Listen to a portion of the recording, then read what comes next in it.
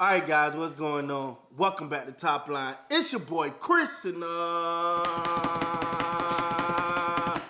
congratulations to the Detroit Lions, man. First of all, as you can tell, it's a Detroit Lions fan in my house.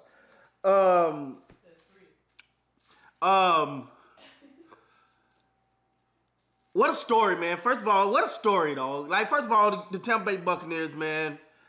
Hell of a season. They as the saying go, they can't see it right now. But man, they way past what anybody expected them to do this year with Baker and all of that. But so is the Detroit Lions, man. And listen, you know that they was building this thing. You know that they've been working. Dan Campbell. You know, he came in on it. You know, we're gonna bite kneecaps and take a chunk out you and bite another kneecap and all of that.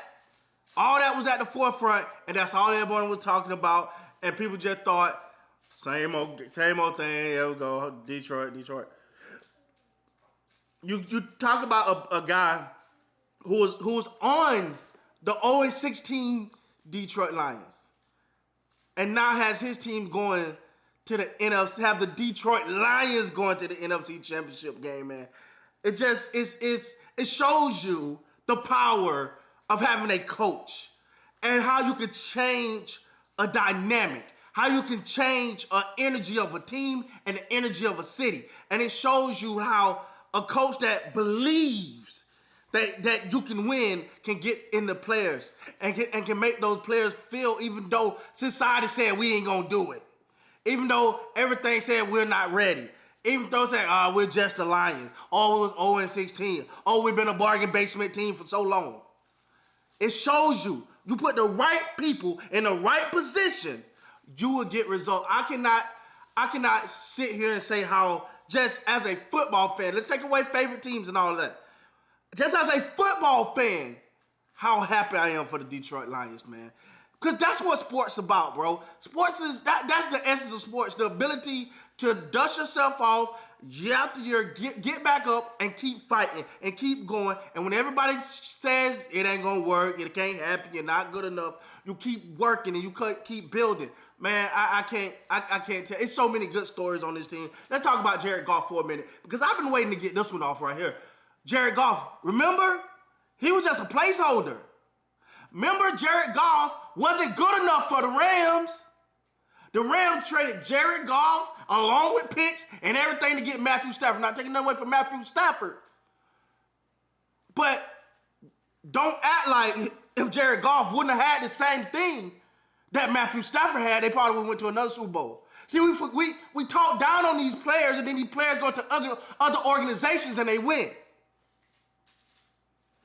Baker Mayfield was a bust in Cleveland. A big old bust. He one game short of the NFC Championship and played his tail off today. Jared Goff got the whole organization along with the players saying, yo, hey, we got Goff, we good. Who thought that would have happened? Who thought that would have happened, dog? Like, for real, man. Like, it's crazy. It's crazy to me to see how quickly that we write off players, or how quickly people have said, this player's a bust, that player's a bust, and then we put them in a better situation and they excel. I'm so happy for Jared Goff. That's one of the people I'm genuinely happy for, because he's not toting. He's not being pulled to the playoffs. Some quarterbacks are being pulled to the playoffs. The Lions ain't saying, hey, let's just make it easy for him so he don't make mistakes. Let's make it easy for Jared Goff. Let's just hope he can tread lightly. No, they said, no, get it Goff. Goff got it. Nah, Goff, hey, I'm putting the ball, when it matters most, I'm putting the ball in Goff's hand. I'm just happy for that man. I am just so happy for Jared Goff because I love the underdog story. Both of these quarterbacks, honestly. Excuse me. I'm just happy for both of these guys, man, because these are guys that people thought probably out the league by now. No one expected Jared Goff to be here right now. They said he'll be out the league by now. Maybe the Rams didn't get to the Super Bowl in spite of Jared Goff. Maybe he did play a part in it, like everybody trying to act like he didn't. Okay. All right, I digress. Baker Mayfield, maybe he wasn't the problem in Cleveland. Maybe you would have got more out of him than you got out of this Deshaun Watson. Okay, I digress. But anyway, man, Jared Goff, 30 of 43, 287 yards, 2 touchdowns, no interceptions. Baker Mayfield, 26 of 41, 349 yards, 3 touchdowns, did have 2 interceptions. That last one was the dagger.